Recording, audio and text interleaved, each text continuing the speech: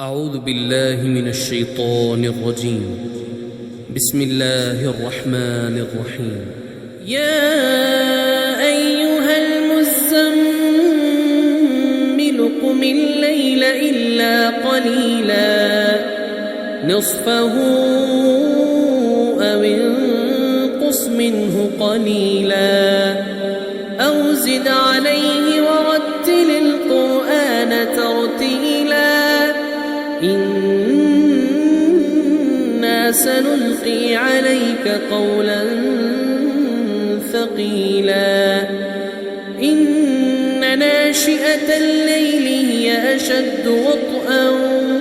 وأقوم قيلا إن لك في النهار سبحا طويلا واذكر اسم ربك وتبتل إليه تبتيلا رب المشرق والمغرب لا إله إلا هو فاتخذه وكيلا واصبر على ما يقولون واهجرهم هجرا جميلا وذرني والمكذبين أولي النعمة ومهلهم قليلا إن لدينا أنكالا وجحيما وطعاما ذا غصة وعذابا أليما يوم ترجف الأرض والجبال وكانت الجبال كثيبا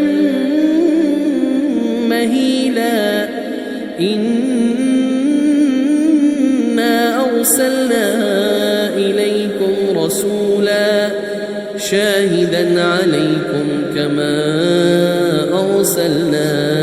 إلى فرعون رسولا فعصى فرعون الرسول فأخذناه أخذا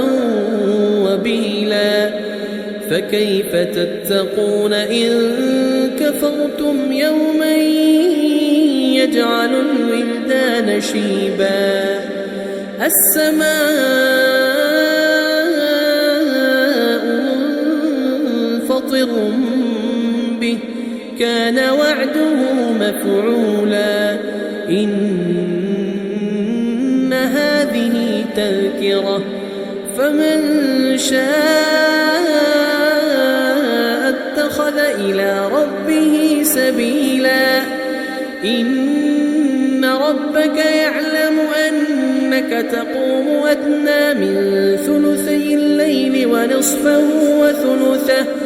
ونصفه وثلثه وطائفة من الذين معك والله يقدر الليل والنهار علم